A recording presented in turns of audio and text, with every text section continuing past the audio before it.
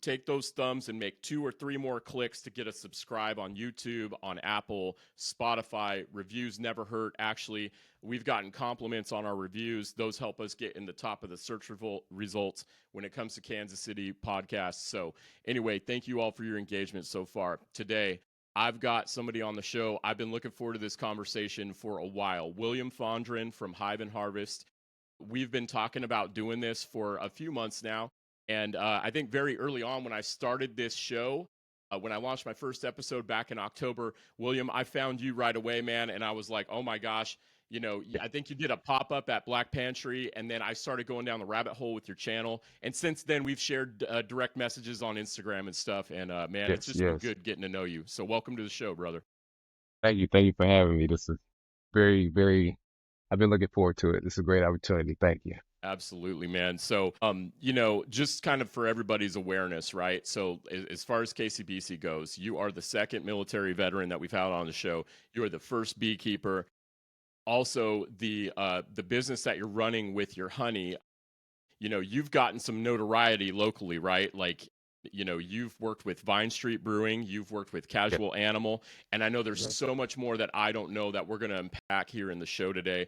For beekeeping, for the orientation of beekeeping, like how important this is to our ecosystem. Also here to go a couple nerdy levels deeper here in Kansas City. So, we've got some organizations out here and nonprofits that are working on growing local food, making local products, stuff that we don't have to ship in from other states, other countries, things of that nature. And so I just appreciate the role that you're playing as well, just in our local economy and local sustainability, man. So Yeah.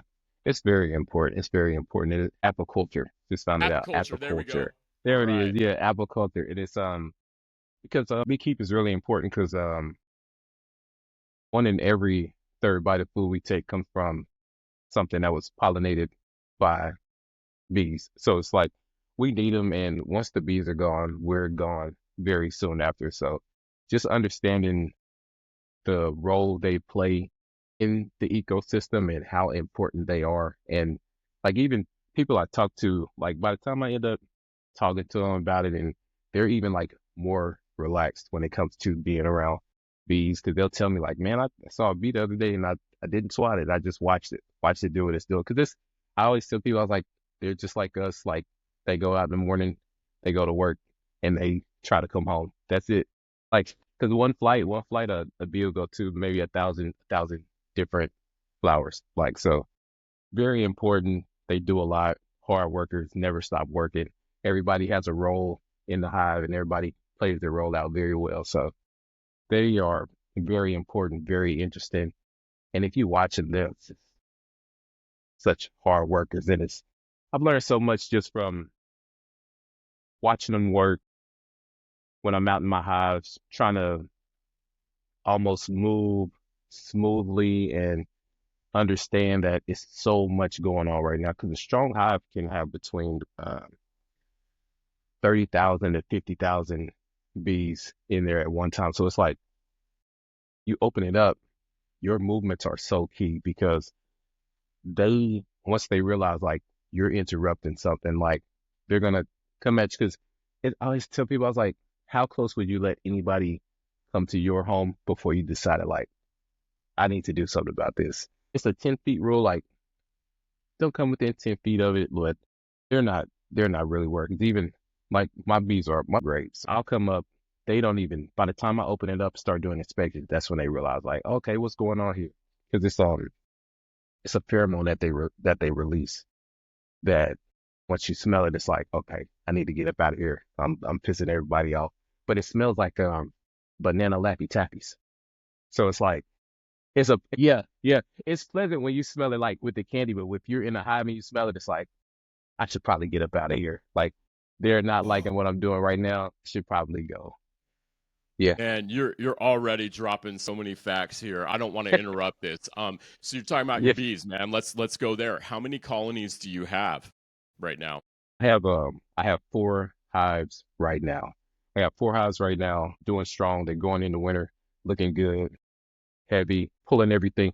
This year has been great. So they've been coming in. They got all their resources packed in there. They're strong. I probably treat for mites going into the winter, so they can drop all the mites and be more healthy, stronger into the winter. Because they'll once the winter starts cooling down, the queen will start making winter bees instead of the summer worker bees. So they're more robust, kind of like they're more robust, and then they go into the winter clustered better together. So start getting ready for winter. Make sure they have everything they need. I'll probably treat them, start feeding for the summer because you start feeding for the winter because you feed for the winter a thicker sugar water that kind of like bulks them up, gets everything that they need, and go in the winter and get ready for spring. So for right now, my goal for the spring is 10. Long-term goal, I Colonies. say, yeah, next long-term goal is say in the next 3 years, 30. So if I could get to 30, because the thing is, you take care of them, they'll look after you. A strong hive will give you one hive will give you 50 to 100 pounds of honey. You take care of them good, and they'll take care of you. And it's not going anywhere. And everybody loves the local raw honey. They pull from all the resources we have here. A lot of people will take it in the mornings when they have allergy problems and love the sweeteners because they don't react to your body the same way a granulated sugar or anything like that reacts to it. So it's it's very interesting. It's very awesome. Man, so much about what you just said is so interesting. Like, I did not know that queens will literally start biologically engineering winter soldiers. Yes, yes, yes. The Oh fact that man, how does it, and I know we started talking about this, right? Like, beekeeping comes from, like, I think it was Egypt is the earliest documented thing. And then, like, as you're talking about winter, I'm going, okay, like, we're in Kansas, like, how far do bees go? And right when I was starting to wonder, I'm like, how do they survive in the winter? You say the queen will start making winter bees. How do we learn this? Where do you go to get this information? so my whole fascination with bees and honey comes from my love for coffee. So it started off as like I've always loved coffee. Like from a kid, I remember grandma making coffee on Sunday morning, like smelling it in the kitchen, or my father's mother. She used to give me coffee in a Spuds McKenzie mug, and used to mix it out. I used to love drinking coffee, like even as a kid, and so like went to the military. Always had a love for cooking. Ended up going to culinary school. In culinary school, learned about food and beverage. That was like one of my favorite classes because I was I was big. It was 7-Eleven, not too far, and I used to always stop in the morning and get like 7-Eleven coffee. So it was like through this food and beverage class, started learning more about coffee and really started getting like better coffee. And I stopped going to 7-Eleven. I'm like, this is not that good. Like once I It's like I was like, okay, recycled it's better tire stuff rubber. out there. Man, it's like, And it's oh, got, this like, is when you go not down the as rabbit good. hole, it's like it's got mold in it, and like it, Oh, I learned from our friends at the roastery here, like once you grind, the beans, it's like it loses, like, I don't know, half of its aroma in the first 24 hours. I'm probably butchering it, but anyway, you start to realize this yeah, is not coffee. I love that. it's not coffee yet. And then so started Yeah. getting more into coffee. I started learning cold brew and French press, and this was back in 2010. So it wasn't really out there like that because even gourmet coffee is still at that time was still very young because Starbucks is like they're like I guess the start of it. They have that was just started in let's say the 90s. Started becoming like a gourmet thing, a big thing. Started going away from red and blue cans. So this is 2010. Started learning about French press, learning about cold brew, of espresso, things like that. So got into coffee and then started to was always interested in ingredients. I've always been interested in ingredients because if you can have a good ingredient, like how much more does that elevate the end result?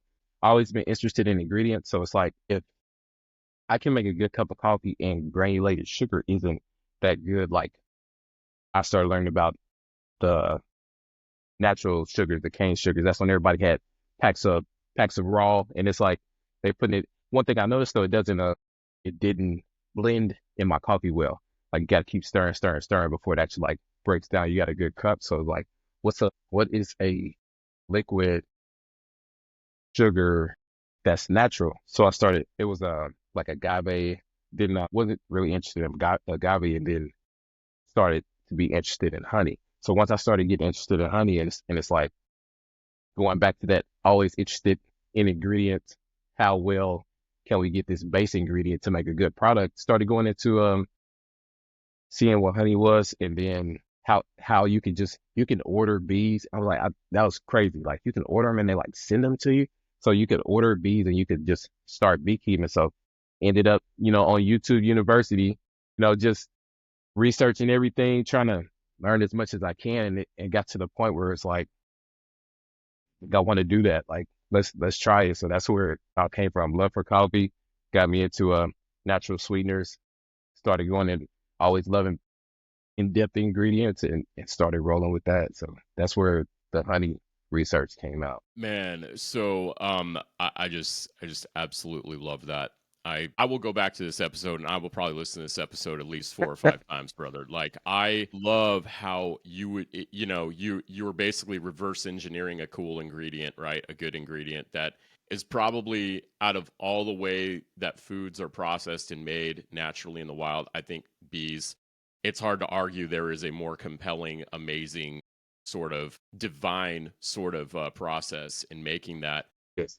So when you ordered the colonies, like, I'm thinking about that, right? And I'm thinking, there's times where my wife and I, we were renting an apartment. There's no way I could have gotten, a colony of bees there. You got to have some land. So like, did you have the space to have them? And, what were some other things that you had to do once you got your colony? What was it like getting your first colony in the mail? I'd love to hear that. So I started researching everything. I was still in the military. I was out in Maryland. So by the time I got here, knew I wanted to do beekeeping, knew I didn't have the backyard space for it. So I would just drive around and I would look at different places because I wanted to do it so bad. I was like, if I have to like find a place like in the woods where I can just like set them up, like I'm gonna figure out how to do this. But I was riding one day and I was riding down Colburn, and then I saw Stonehouse Winery, and I said, I'm gonna go ask and see if I could put bees over there. And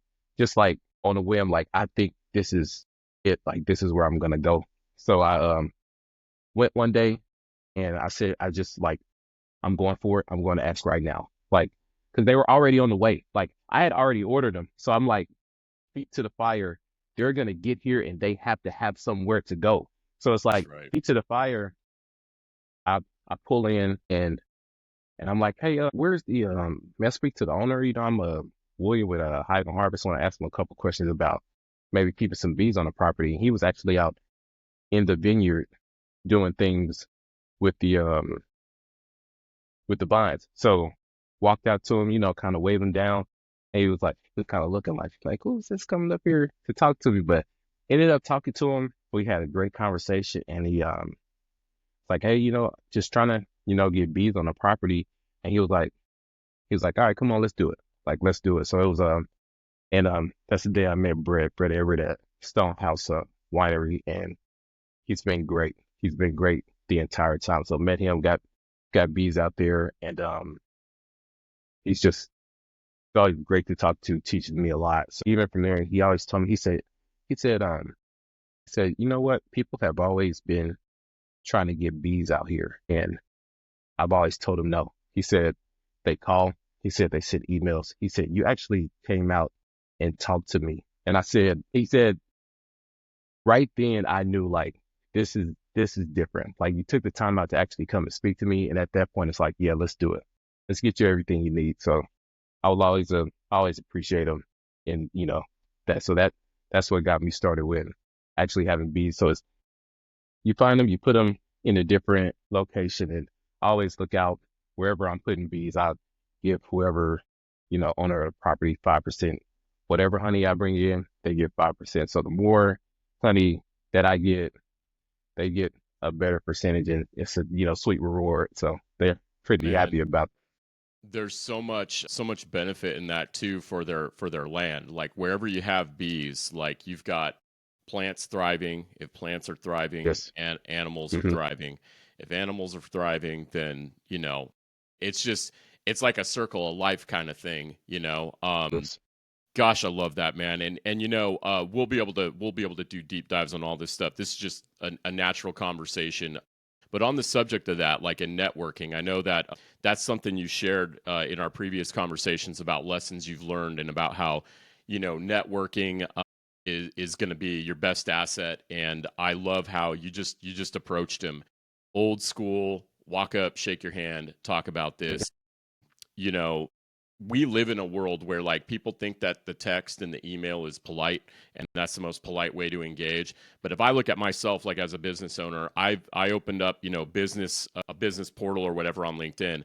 All I get is spam, right? All I get is Yep. like Yeah. fake people with generated emails, and I can just tell. And still you still can't manufacture like an in-person communication when you get You those, cannot. right? You And cannot. and so, man, like as you've built this, because it started with bees, now it's Hive+Harvest KC, and Yes. you are creating business opportunities for yourself and others in our community. What's your approach to networking, and how do you do it now that you've got it established? And what are you learning along the way in the journey right now? So one of the things that I'm learning with networking that I didn't really understand before, it's more about being in places and being personable more than anything. So you could be just meeting anybody, just talking, and then like that turns into a relationship once you actually like start talking, saying, "Hey, I do this. Hey, you do this. Hey, maybe we should, let's exchange cards. Let's do stuff." Because there are networking events, and I'm not knocking networking events, but the more genuine meetings and connections that I've come through have been outside of the networking events, because just it's almost like it's almost like you have to put something on to go to the networking events. Because if you're Absolutely. not good with that thing, it's just like, okay, like I'm gonna meet people. This is gonna be a good thing. And it's like, but once you relax, you somewhere just talking, meet somebody through somebody, and it's like you get those good relationships, and that's been like the best. Like just meet somebody, but also one of the things I learned from Porterhouse KC is being comfortable about talking about what you do. One of the things about Porterhouse KC, every class session we started off with gratitudes and challenges. So you had to stand up, you had to say who you are, what your business name is, and what your business does. So, and then you had to talk about, what are you thankful for and what were your challenges. But it seems hard like that first day. By the time you get through the cohort, you've learned like to say who you are, what your business is, and what you can do. So after learning how to do that, you've done that so many times. It's like, hey, this is me and this is what I do. It's like you break that down. So it's not hard to go anywhere and say that. So I've learned that, and just being able to have the easy, it's not easy. Being able to make the hard conversations a little less difficult. It's like the memory. It's like the muscle memory. Like I can say this, I can say this is what I do, and then move on about it and understand like some people are gonna take it and love everything about it, and some people might not care, but being able to still say like, this is me and this is what I do. So that's helped with the networking a lot. Met a lot of people, and even people come to me like later on, hey, you said you did this, right? And then like, so it's been great just meeting, not being afraid to say who you are and what you do anywhere you are. 'Cause that's you, like that's your identity, that's your brand. This is me. I am William Fondren is Hive+Harvest. So I can be able to be Hive+Harvest everywhere I go. Absolutely, man. And that's come up too during the season. One of our guests was saying, you have to show who you are, And then one of my buddies, he posted on LinkedIn the other day, he said something to the effect of, talking about things you've done is cool. Showing people who you are is better, right? And I think it is a struggle for a lot of entrepreneurs, man, especially people that have kind of like grown up with like what I call an employee mindset where, they're used to getting their direction. And again, I've said this ad nauseum on the show before. I am not talking bad against folks who choose to work a 9 to 5. I currently work Right. one, right? Along with all Right. my other things. I am not knocking that at all, but it is hard because they don't teach us this in school. Depending on your college major, they don't teach you it in college either. But like when you go out there and you are trying to reverse, like, maybe even like a generation of, like, like my dad worked in the factory, my dad's dad worked in the factory, or like, my dad sat in traffic to provide for the family, whatever, like all these like sort of constructs, to reverse that and be bold. Sometimes entrepreneurs is like, you might be the first person in your family that had the balls to say, I'm going to go out there and do something myself. But all that to say, like, they're showing what they did, but they're not present like on their social media. And I was just getting caught up and nerding out on your Instagram, where you were walking out to one of your colonies and you said, "Hey, I'm going to see what they're doing today." And you got your beekeeper suit and your Royals hat on, and you're just telling that story. And when you do that, you're inviting everybody else into that, and it truly makes everyone feel like they're a part of that too, man. Yeah. And I think, that obviously that's why you're here on the show, just talking about what you do. Speaking of gratitude and challenges, what's a challenge right now that you're working through with the business, and what you're learning through it? I think I kind of already asked you that in the last question about like, what are you learning, but what's a current challenge right now that you're figuring out? Current challenge that I'm going through is certifications are a challenge. Get like to get like legit in stores. This is where I want to be, and kind of like growing that thing. So it's the challenge right now, just getting like FDA certified, working on like nutrition labels and things like that. Cause they got, they have label maker resources. They aren't cheap. Like depending on how many labels you want to make, they it can be costly, but it's one of those things where it's like it's a good upfront cost because this helps you down the line. So that's like working on a nutrition label, getting certifications, just got like business licensing and different things like that. And I was telling a friend, I said, I can understand how people begin business and then they stop.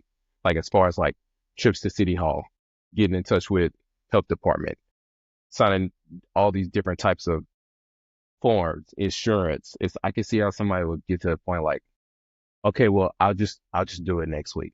And then next week turns into next month. And it's been a year since you put down that pencil or left that website. And then it's like, I'm going back to work. And like you said, there's nothing wrong with that, but I can see how people will just be like, yeah, I did that at one point. I can see how people would just stop. So it's like the challenge is, yep, yep. And it's like, well, I did do that. And it was like, I can see how people will just not keep going. And it's almost a grace to people who have started the endeavor, entrepreneurship, and kind of like pulled away. I can understand how you could just stop, but I want to get past that. Like I can see that it's hard. I can see the difficult hurdles I have coming forward, and I know there are so much more, but I'd rather learn them than think about them coming and then not want to face them head on. So biggest thing right now, certifications, getting, legit and building something and going further. That's probably like the challenge that I have right now. Absolutely. And that's come up too. We've talked about this about I had somebody that was had experience in the food industry, and they were talking about the challenges, and they were saying that mass production is a challenge, and they didn't get into the certifications like you just did, but I imagine if you can have 30 colonies in the next 3 years, that was your goal, right? Like, Yes, the bees are the producers, right? Like, yes. um, you know, and that's a challenge. Where can people find your honey now? Like people in KC, maybe they've just fallen in love with what you're saying here up to this point. Where can we go to find Hive+Harvest honey? Hive+Harvest honey is right now. You can get it through the website right now. Next pop up that I have scheduled right now is First Fridays at Vine Street. I'll be there for September First Fridays. I'll be there with I have the honey, I'll have some coffee, I'll have the candy pecans, the pecan brittle. So I have those stickers, things like that. So that'll be my next pop up. Working on trying to get more holiday markets. I'm already thinking about holiday markets. And one of the challenges I've ran into last year that I'm trying to get out in front of now, holiday markets are booked up. By the time you hear about a holiday market, people have already applied 3 months ago.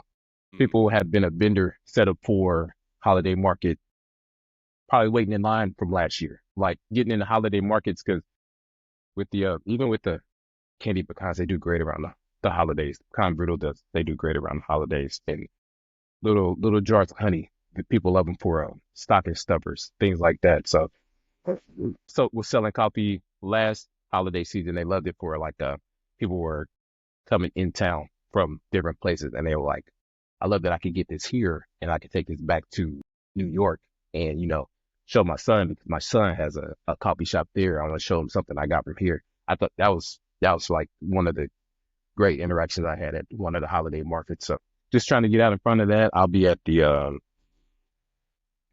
Christmas in the Sky celebration.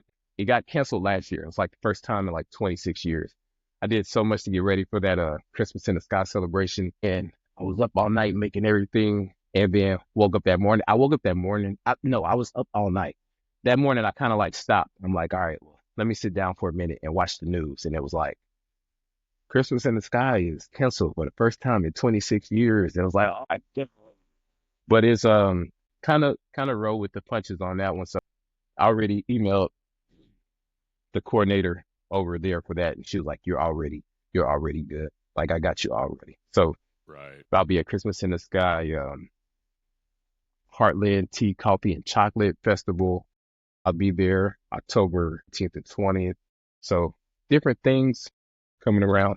Actually, working on teaching my first class there about honey. So just trying to dive into different things, kind of like head first, never done it, but it's just, I have the knowledge. If I can be able to make me a good outline structure, I could talk about it all day. So being able to get to that point, but everybody starts somewhere. And I had a good buddy, Dan Edwards from Eastside Lumber. Like he gets me going. A lot of times when I first started, I would tell him about all the things that I need to do before I get rolling. Like, well, I got to do this, this, and this. I got to do this, and then I can do this. And he said, look, you're not going to like this. 50% is good enough. 50% of something to get out to somebody is better than 100% of nothing. So like you have to get something out there and just get rolling from there. So ever since he told me that, I'm like, I've just been going. I've just been going and getting the okays and just, all right. So I got, like how I said, I got the bees, didn't have a place to put them, but it's like, now, all right, I got them. I got to get these now. Like we got to go, we got to roll. And even with the learning about the networking and everything and building a community around you, like you will find people for different things if you're not afraid just to be out there and say like, hey, I need help. Can I do this over here? And you're gonna get no, like, and it might not even be a straight up, no, you can't do that. But understanding like you have to get a solid answer before you can move forward and understand that that might not work here. I'm going to keep going and keep trying. So it's like being able to understand that I can go ask for help. I can build the community of people that I need and being able to lean on them. And one of the things that I also want to be more mindful of is that I can call on people and need their help. I also want to be that for other people when I start moving forward. So I'm looking forward to the time where somebody calls me and says, hey, I need help doing this. And I can jump in and say, absolutely. Like, I got you. What do you need? Because there were people that did that for me. Absolutely, man. It's one of the, I think there's that quote about, when you get to the point where you can get up to the floor that everybody else is wanting to get to, you're the one who helps them get there, right? Yeah. Yes. I also appreciate too that, in business, there's a lot of people. I don't think so anymore because ever since there's been kind of a movement about, more of a focus on networking and community and learning and understanding and admitting that we don't know it all. But like, there are no self-made people, you know. Right. Right. Everybody, I mean, yeah, sure, like everybody has to dig down and face their own demons and really look in the mirror and challenge themselves, and there's that self-discipline part, but everybody had help along the way. I mean, everybody who's successful, I guess. What has that been like too? Because you know, I know when you graduate from Porterhouse KC, obviously you come out with an invaluable life-changing experience. How has that opened up opportunities for you to maybe help out other entrepreneurs, people in nonprofit spaces? Like, have you seen any benefits from coming out of that have helped you and have given you more opportunities for conversations with people who maybe want to break the mold and get out of what they're doing and start their own thing? This thing that has come out of Porterhouse KC was the basically the opportunity that they give to all of their cohort graduates. Like, you're at this point,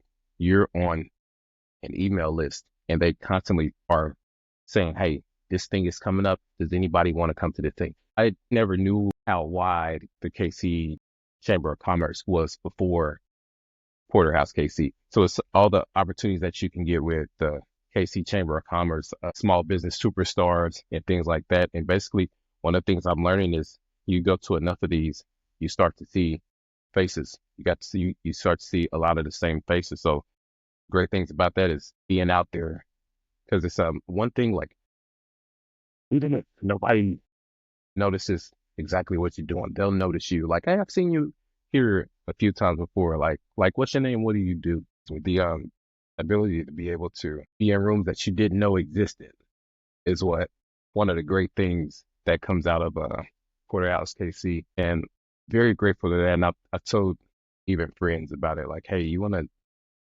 learn about this thing? Here's this organization down here that'll get you everything you need." But I loved it. I applied to it and was very happy to get the like acceptance into the cohort, and looking forward to everything coming out of Porterhouse KC, the 811 retail space, everything moving forward, and being a graduate of the cohort. You know, you still get to reach out and say, "Hey, like, is there an opportunity for this in this space?" And you get to, like, it's awesome. Dan Sharon and Miranda, they're amazing. Like it's a great place.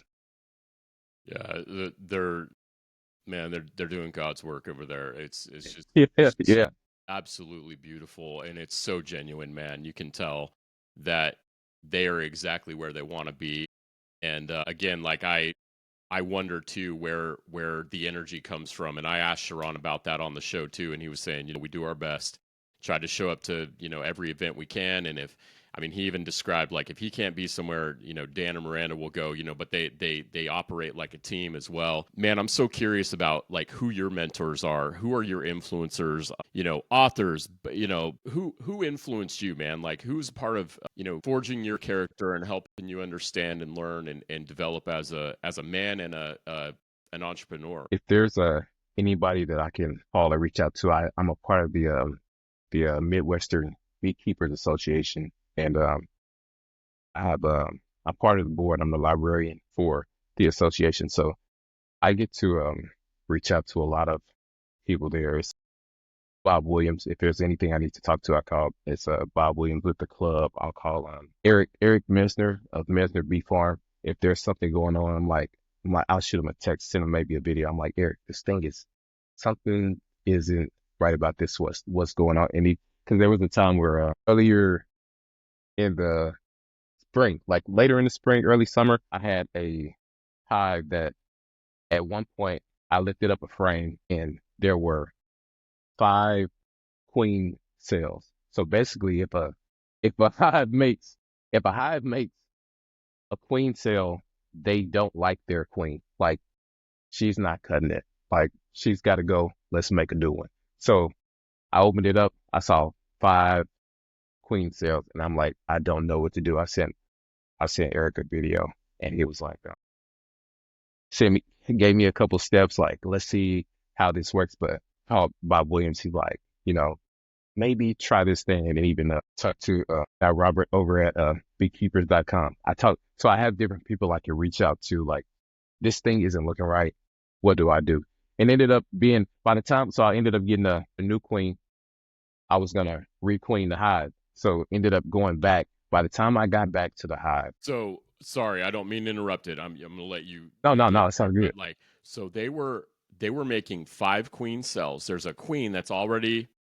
I mean, I'm Yeah. guessing she's seeing this happen. You bought a new queen. You brought. Yes. Whoa, dude. Okay, Yeah. all right. So they'll, because what'll happen is if the hive doesn't like their queen, they will kill their queen and make a new one. So they'll kill their queen, make a new queen. Like, now you give it a shot. Let's see, because it's people hear like It's like some the Game of Thrones queen and stuff, think like, man. man, if they don't like her, like, hey, she's Here's got her to go. head. She's got to go. Do Yeah. better. Hey, she's got to go. She's she's laying weird. I don't like her smell. Like, she's got to go. But they'll make a new queen, and sometimes the queen will find them, making new queens, and kill all the queen cells. But because it'll only be one queen. Like, that's it. So she'll either find it, kill all the queen cells, or what'll happen is they'll kill the queen. And by the time I got back, when bought a queen, got back, a queen had already hatched from one of the queen cells, killed all the rest of the queens that were in the queen cells. She took over, went on a mating flight, came back, and she was already laying. By the time I came back, it's like over a week. It happened so fast. It was like over a week. She had Dang, already man. came back, maiden flight, checked. She was already laying. So it's like, well, like, I feel like that was like my autocorrect autocorrect hive. Like, I was like my Siri hive. Like, they had a problem, didn't like it, they fixed it. Like, and it's been good. It's been rolling strong ever since. Man, it's funny. I can't help it. Sharon, if he's listening to this, he'll laugh, but it reminds me of Aliens. Yeah, man, I this would like they were really, man. always get these They're like, look, sci-fi analogies and visuals when I'm thinking about bees, because I think it's been said too, it showed up in shows and all that. And it's like, if insects ever get as big as people, we're all screwed, right? Just like, man, if the bees are gone, we're screwed, right? Like we yeah, we're can't out of live there. without them. We gotta coexist. But I mean, that's just funny. The autocorrect. I love how you tied Yeah, that. It's like you yeah, know, it was like, are you sure you want to just do this? yeah. Man, so you got people like mentoring you in the bee space. What about like inspirationally, man? I can think of some of my favorite authors or influencers or like TED Talks I've watched. Who's influenced you on the way in a business sense? In a business sense, I've always liked the what's my podcast? How I Built This. I've always loved listening to How I Built This, and one of my favorite shows or interviews on How I Built This is the owner of Five Guys. Like, listening to that, like, whenever I need like a little bit of like pick me up, the owner of Five Guys is basically like he went against everything about how places are supposed to do burgers. Like, he basically had a sign on his door at one point, like, if you want this to be done fast, there are places you can go up the street for a fast burger, but we like take our time and do it right. Like, he always went for the best ingredients. And he talks about it in an episode about how him and his family sat down trying different mayos just to make sure the mayo was right. Like, he went and found like one guy who did potatoes great.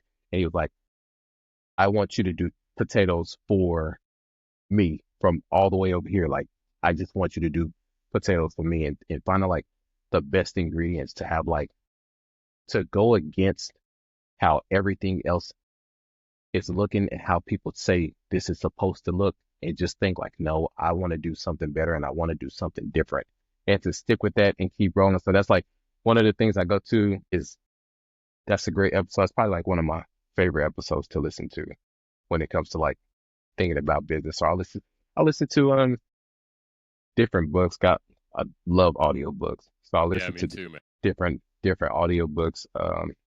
The E-Myth Revisited. Mm, yeah, I Um, got it right over there what on my else? shelf, man. Man, it's so many just Oldie but great a books. goodie, man. Yes, from Porter Start with Why. Like, why are Yeah, you doing Simon this? Sinek. Like, and it's so many great things that you can, and what's my guy's name? The trainer for Kobe and Michael Jordan. I remember, but that's a great one. So I'll definitely dive into an audiobook real quick and keep rolling. And also a couple of like brands. I'll look at different brands and come to mind like a Champion or Crocs. They went Crocs. to a I'm point wearing where, Crocs right now, bro. man, I but there love was a them. I time used where to it was hate like, them. oh God, because They were they were so amazing. Like came out, everybody knew about it. Everybody wanted Crocs, but then they like went dwindled on down, and stores were closing and going out of business, and all this Crocs were on sale, and then just to it keeps me wanting to fight through the difficult times. Those times where it's like there's a lot of things that I need to do right now, and it seems overwhelming, but I'm gonna keep going because Crocs they were amazing, went down, nobody was really fooling with them, and then just to watch the surge again. So it's like yeah, really the idea of like stick through it, stick through this hard time. There are good things coming. So like yeah, watching that, man. and even Champion was not the thing. I remember Champion was sold in Walmart like as a kid, and you didn't wear Champion. Like it was like you didn't do that, and this to watch it emerge back up. It's like a great brand. It's like just to watch that, like just stick with it, Man, and you'll keep rolling. those are great examples. I can't help but when I Yeah, think of Five Guys, I think about, now I know why when you bite the burger bites back, right? Remember that meme, yeah, that viral, the guy reviewing yeah. it from his dashboard in his car, and they made the song about it.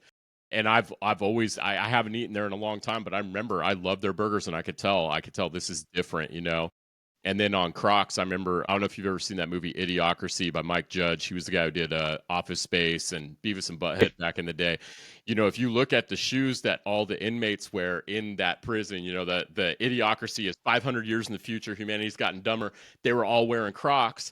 And, he's talked about that on podcasts. He said, we wanted to find the ugliest, stupidest looking shoe. And we want to just put everybody, this is what they wear in the future. Yeah. And then it's funny, man, I resisted it. So I found some urban camouflage, the gray, black, and white, almost looks like the old Desert Storm Yep. camouflage. Yep. I found some of those, and I was like, man, these are actually comfortable. I found out about LaRussell, and he is like the Crocs spokesperson now. Like he's got Heavy. me. The Echo Crocs. Watch all of LaRussell's videos. He does like 4 or 5 different takes on the same song, right? He is always wearing Crocs, and I'm pretty sure he is endorsed by Crocs now because he was in a Crocs commercial. But like, I know it sounds like a tangent, but like, I mean, if you think about those companies, right, and yeah, in their darkest moments or what public perception was, and start with why. I think the Netflix blockbuster video example appears in that book as well. You know, Mm. um, it's so important to keep our minds fed with the right information. Yeah. Um, Yeah. so man, when we're talking about bees and your journey, you said that started in the military. When you got out of service and you went back into civilian life, what was that transition like? What would you say I guess transition was like, and what things did you want to keep from the military, and what were things that maybe you wanted to forget or reframe? Like, how was that transition for you?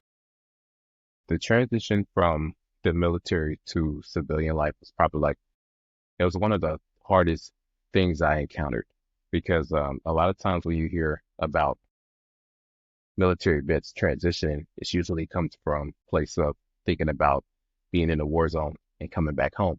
So that's what people give the attention to when they think about military transitioning, thinking it was just going to be like, hey, I'm done. I go home, I get a job, and I restart. It was so much more to come from environment that is so structured, and everything that you need to know is in black and white. There's a sheet of paper that if you follow that, you will make every rank. In all of your tests, there's a bibliography that if you study these things, you will make your next advancement if you study these things. Like there's a pathway that you can take for each job that you take. You can look at the things that you get extra points for, go apply those things, and then it's just it's so structured. What you need to do for the next steps are here. So you go from this structured, rigid, lot of rules and everything, and then you get out, and it's immediately like it's the wild, wild west. Like everything goes. Like, and now you have to find your way. Like, good luck. And it's like going from that to now I need to figure this out. That was very challenging. So that transition was rough. And then it's a point to come home, and it's you almost have to learn everybody again. Cause I left for the military 21, and I come home at 33. Like, I'm different. Everybody's different. There are family members who had children, and I don't really know who this is. And it's like, you don't want to be rude. It's like, I don't really know who this is. And you're trying to like jump back in it because the last thing that everybody thought about was who William was at 21.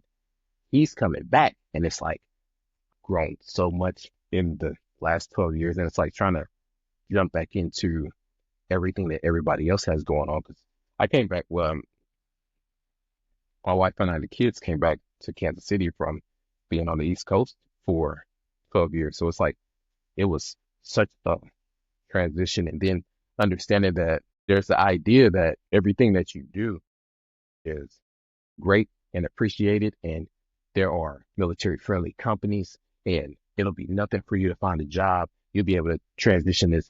And one of the things that I found out was a lot of people that were telling me this were people who never actually experienced it. So it's like, you can't tell me what, That's right.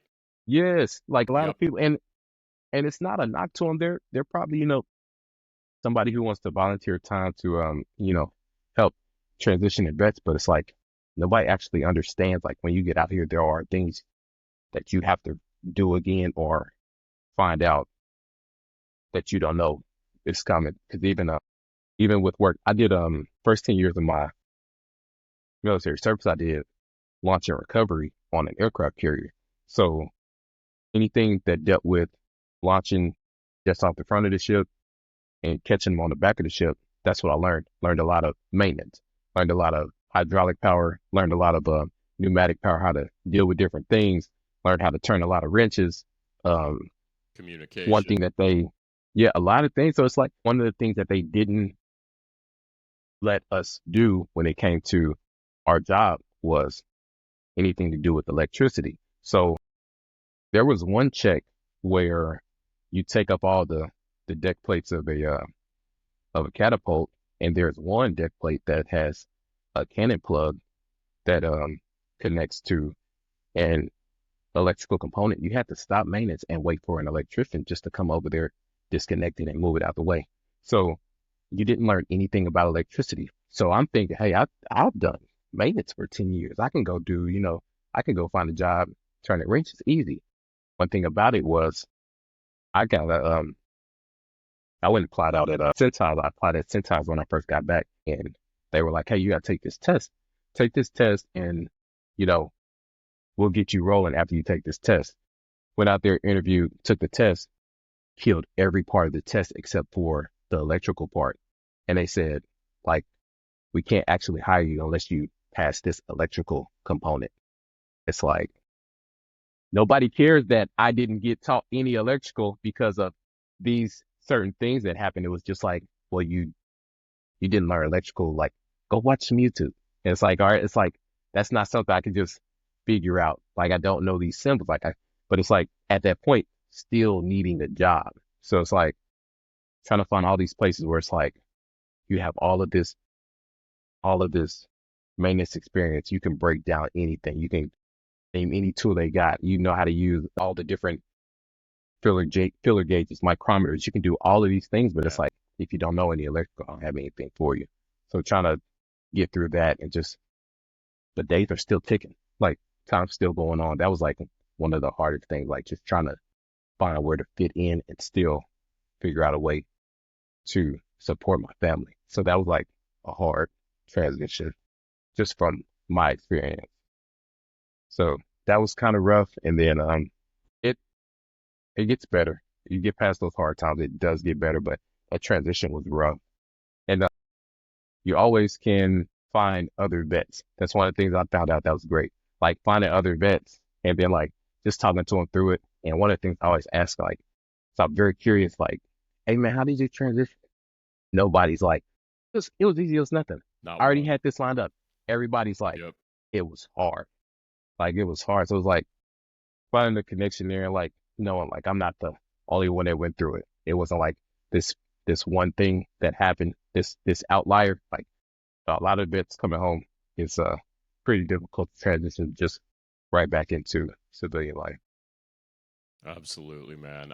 I know from about 14 years of recruitment experience, and I've seen me be the guy that had to break news to a veteran who applied for a job because the hiring manager, like didn't see enough transferable skill, or like, one thing a lot of companies say is, "Oh, we don't have the bandwidth to train." It's like, man, veterans come with so much character and the things you can't teach a human being to have, right? Like you can't make somebody have integrity, which I think is most often defined as what you do, how you conduct yourself when nobody's looking, right? Right, You right, right. cannot teach people to be lovers of learning and continuous improvement. And so when these people, I know I've probably pissed a lot of hiring managers off at previous companies I've worked for because I was advocating for a veteran, based on my interactions with them, and like, that ability to try and bring out all of the strengths of a person to say, here's why when you put this person in this role, their learning curve is probably going to be like a month, and then they'll know it and they'll learn it. But you have to convince and compel people, and it almost comes down to like, the company that you're going for, like, do they care about those types of things, like the character and, demonstrating that you can lead people. And to be a really good leader, you got to be a really good follower also. You got to be able Absolutely. to take Absolutely. take orders and understand when you disagree with something that your leader's doing, you're able to put yourself aside and say, you know what, we have the mission. When it comes to networking with the veteran community, it sounds like you've got pretty strong circles that of people that you can go to for resources. Do you see any gaps? Like, do you see any folks that you want to meet or want to be introduced to?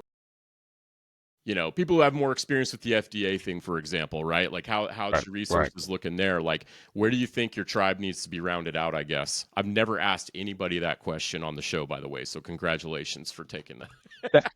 Thank you for the opportunity. I just feel like you can handle it, man. Yeah.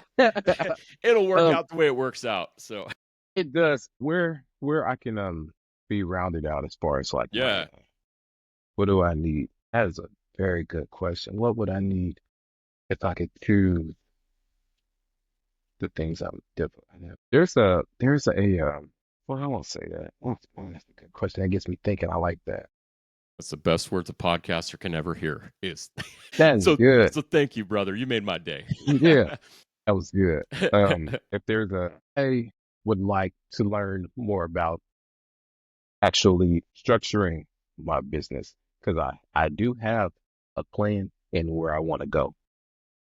If my business plan is just an outline with bullet points, if there was somebody that was better about learning how to go to each bullet point and expand it and say, you're going to need to learn this in this part if you're going to have longevity when it comes to expanding the business because I don't want to, I'm not, I enjoy the things that I do, but I'm not starting a business to have something that's fun and just do. Like, no, I'm trying to build something that will last when I'm not here anymore.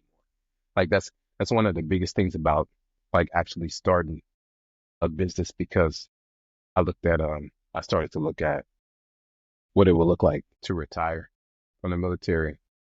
I started to look at even the higher ranking people above me and I started to think like I don't want to do that. Like I don't want to be my leadership. And it's not a knock to them, but I looked at it and I said, I don't feel like that's a goal. And I don't know how retirement works, but I don't think that's something I could just be like, when I'm done, like, here's everything here's my retirement now. Like, I don't think that works like that. So it's like, if there's anything that I can pass down to my children, I want to have built something that I can give them. So like my whole thing about if I could sit with anybody that was learned how to build a process, repeat a process, and expand from there.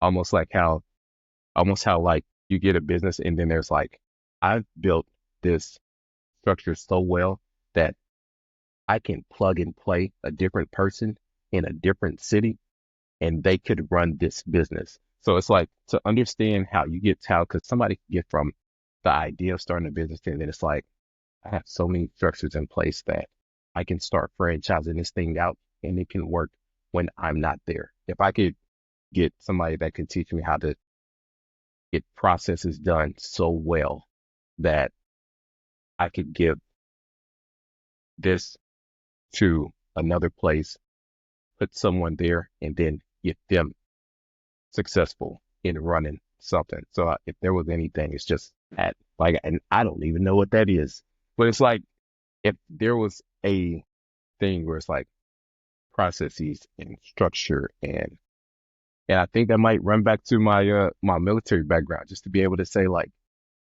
these are the these are the bullets, these are the boxes, this is what you need to check. So you do these things when you're not here. This person can come look at this and go, that's done, that's done, that's done. We need to work on this part, and being able to actually like find a person that fits in that and being able to expand. So that's like Absolutely. if I could find expansion, like how to grow, like how to get better, how to make more and still have the great quality. Because I don't care how much you can make if it's not the same quality.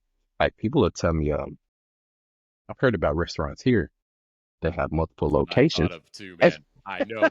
I don't want to oh name man, names, but man, we man, know which exactly. one to go to for burn ends, and we know who Yep. screws the ribs up Mm, every time. yep.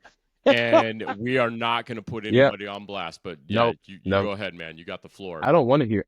I don't want to hear about. Well, you have to go to this place at this time, and then that'll be good. Like, no, no, no, no. I want to go to that place at 1 o'clock and have the same experience as I went to the other place at 7:30. Like, I want it to be the same quality. I want it to be repeatable. I want everybody to have the same experience because if you're sharing, somebody tries something that I make and then they go tell somebody else finally gets here. I want them to have that same experience. So being able to have repeatable quality products and experiences, that's really important. If I could just somebody could teach me that, I feel like that's like something I can learn. I know I'll get there. I know it's an experience thing, but for someone to be like, hey, I know exactly what you mean. This is what I did. So like that would be awesome. Man, so you complimented me on my question. I want to compliment you on your answer. That was a Thank you. beautiful way to answer that. And I feel like at the heart of every entrepreneur, whether they're just starting out or they've been going at it for a few years and maybe they're stuck or they feel like it's taken longer or they're butting up against those voices saying, like you were saying earlier, like you can understand why people will just bow out and make it a hobby or whatever.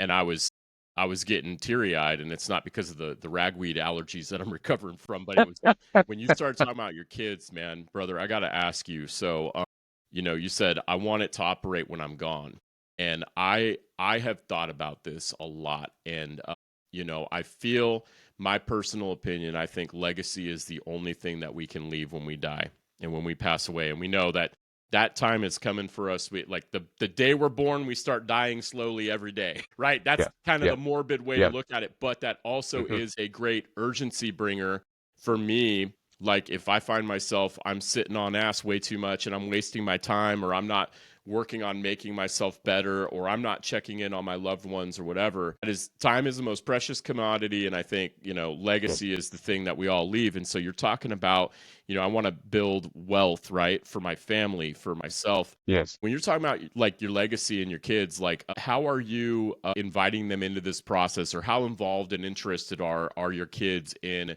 the beekeeping, and then like what you're doing with your pop-ups? Like, what do you think some of those lessons or nuggets of wisdom that you've gained from having your kids and wanting to leave them something special?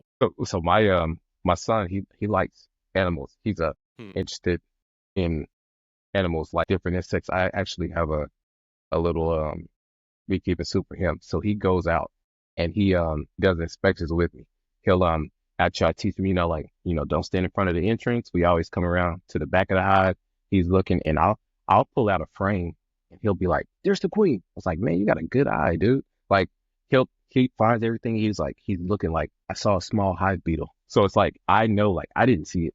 He's like seeing small hive beetle. So I know, like, okay, we need to get some traps in here. Like, thank you. Like, he's got a good eye for it. Like, already. He loves it. And even for the quick times, like, just to have him out there and like give him an experience. I told him, I said, look, I said, it's like, my man, you're 8 right now. I said, you're learning this right now. I said, this is a good skill. Say you do this with me for the next 10 years. By the time you get 18, you leave school, you have a skill that you've been doing for 10 years, almost to mastery, that you can start your life. If you wanted to do anything with this, you have been doing this for 10 years. So like, this is why I'm teaching you this right now. And he listens well. He asks a lot of questions. He talks to different people about bees and stuff like that. He's always very hands-on when it comes to it. Got him his own hive tool and everything. So likes to go to the beekeeping meetings with me. And my daughter, she's that's like that's my business girl, because she makes bracelets. So she asked me about like pricing. I always tell her, well, how much did you pay for your rubber bands? And it's like, well, how long did it take you? If you want to make how much money from the rubber bands you sell, how many do you need to sell to get to that amount? Where are you going to sell them? Who are you going to sell them to? And it's like, talking to her about different things. And she really absorbed what I'm saying well. And she's like, I need to do it for her. She keeps asking, like, can you make me a stand so I could sell my bracelets? So it's like, I'm like, yeah, I'm gonna make it.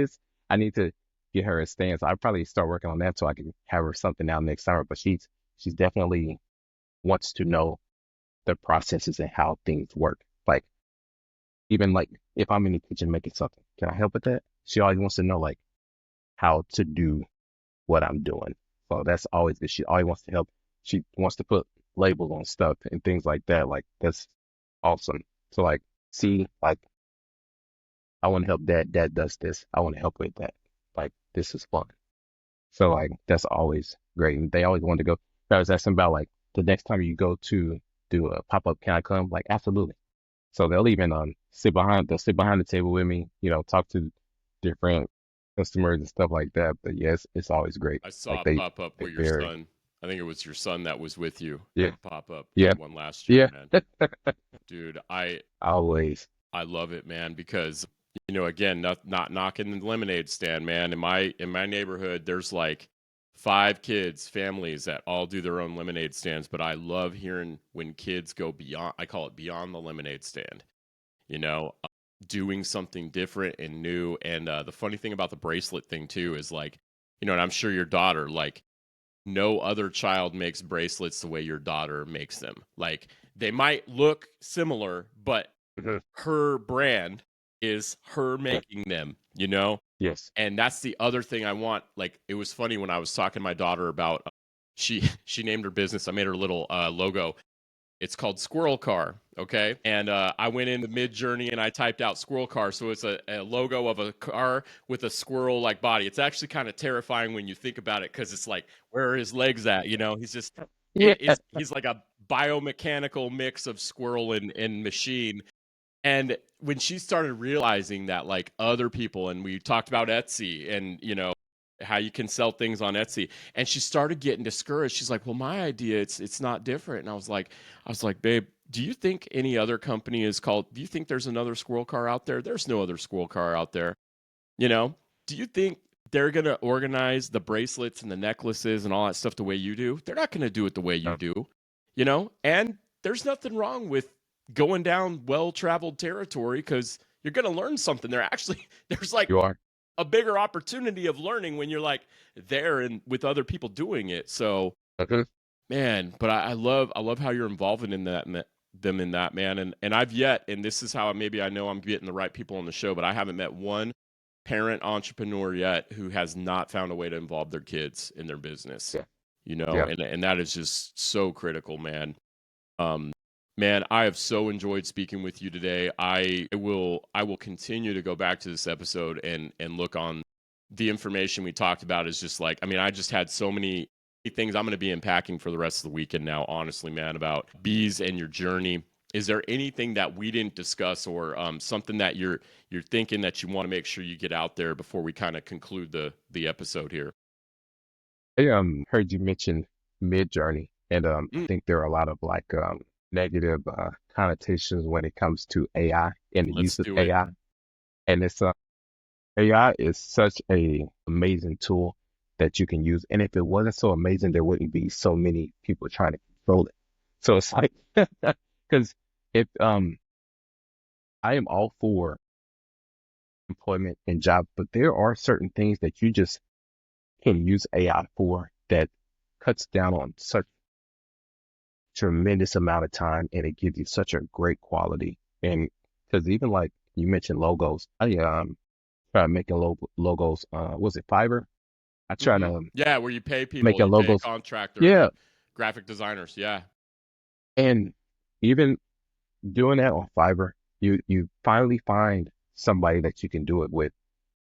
The more that you pay, the faster the turnaround, the better quality. So a logo, you might end up paying if you want it in, let's say, 2 days, and you want these colors, these specs to look this different way, it could cost you at least $150.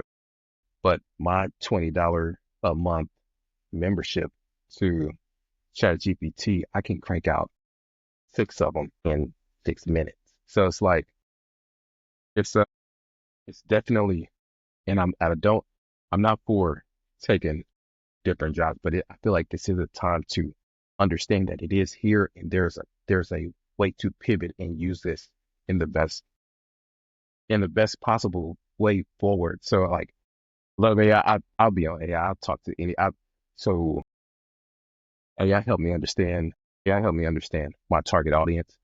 AI helped me understand like the flow of what a business plan should look like. AI helped me look at like if this was to be an interest to this type of investor, this is what it looks like. Because it's more everybody hears AI and I think they automatically think iRobot.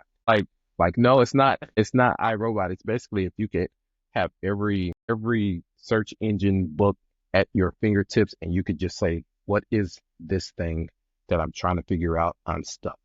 And it's just like, boom, this is what you're looking at. So, and it's I could see where there could be abuse of AI. So there is a very fine line of overuse, but there is very beneficial thing here that I think that should be everybody should be open up to use. Like this is awesome. Like this is a great technology and it's not going anywhere. So at this point, it's here. How do you pivot to make it useful for the Yeah. betterment of yourself? It is a tool, man, and Yes. I'm right there with you. Last year, AI was the first thing I went to like learn a skill, and it was so awkward at first, right? You know when you type in a crap prompt, right? Because the information it gives you, Mm, and you start to realize like that was my fault because I need to work on getting the stuff in my gray matter drive through my little fingers, my little T-Rex typing fingers to tell this thing what I want to know. And it's not that it mm, doesn't know, but it's like, you know, and then that's a deeper question. It's almost an existential question of like, you know, you ever heard that statement about like intelligence or wisdom isn't based on the good answers you get, but it's based on how good the questions you ask are. You know, It's good. yeah, and I'm butchering it again, bro. Like this is why, like, we got our feeds and I get this information, but that really made me understand like my connection with the tool.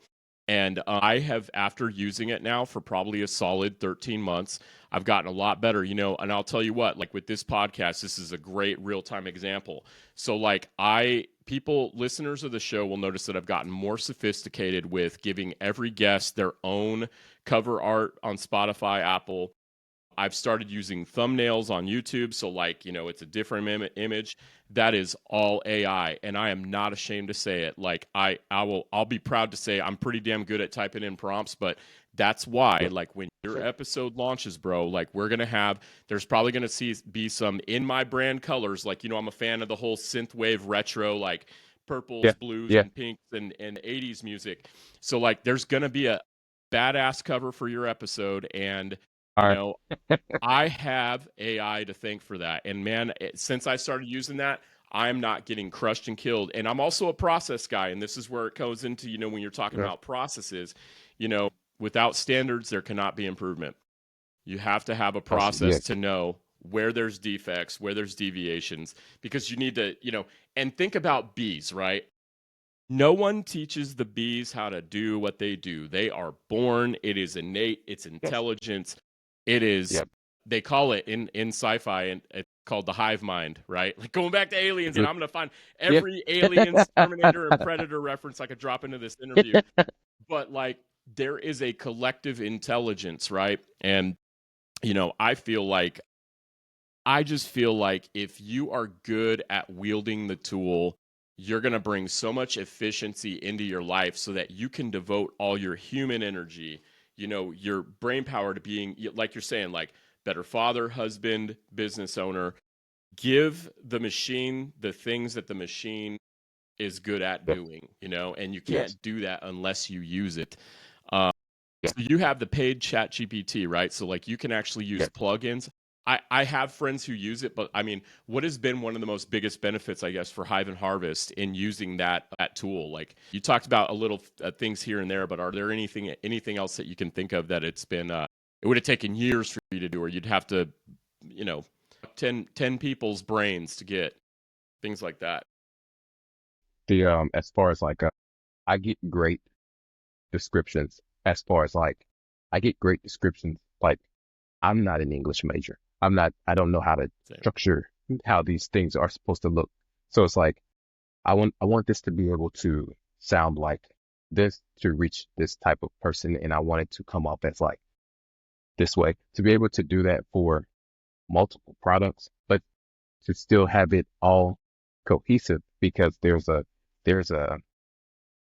it keeps updating. So now it remembers everything that you asked it. You built out your drive of everything that you've asked, so it can go back to this is what fits in what you were asking about this, and this goes with the mission statement for the company. This encapsulates the vision, and it's like I would have never known how to do because even business plan, if you were to just be like, hey, you need to write a business plan. I don't know what that means. I don't know what that's like. You can find an outline, you can find a template online, but to be able to go in there and say like, I need to get a business plan, but and almost like, well, I think this is what my company does. This is where I think it should go. Because like you said, that prompt is so important. The more information you give it, the better results it can give you. So being able to give me all of the proper wording that I wouldn't able because I can create all day, but to be able to talk about the product or try to like round everything off how this is supposed to be and what it's supposed to look like. AI has been great for that. So I'm always Absolutely. down for that because I can create all day. It doesn't matter how good your product or your business is if you can't tell anybody about it. So it's like because even because and this where I go to the point of overuse. It's not a copy and paste thing, but it does help you get you in the right direction. Oh, so I need to be able to say something like that, and you can take that and be able to put your own flair into it. Because it's like read a book, Still Like an Artist, And like if you have so Feel like many, an artist. yes, and if you, it's basically like you can be inspired by four different artists, and like four different things from six different places, like six different things from four different places. And by the time you take all these inspirations and bring them together, you created a new thing.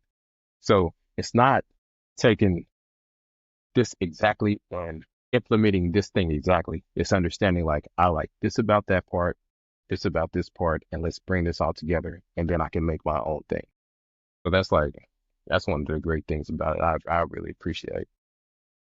And I love it, man. William, I've so enjoyed speaking with you today, man. We'll definitely have to have you on again in the future. We'll do, Oh, check-ins, whatever it takes. But man, you are making moves, and definitely a dude to know and watch and learn from. And Casey, I know you said like you look forward to being the person one day that can help others. And my absolutely. goodness, man, this conversation has helped me tremendously, and I know it's going to do the same for our listeners. So appreciate you, Awesome. man. This has been great.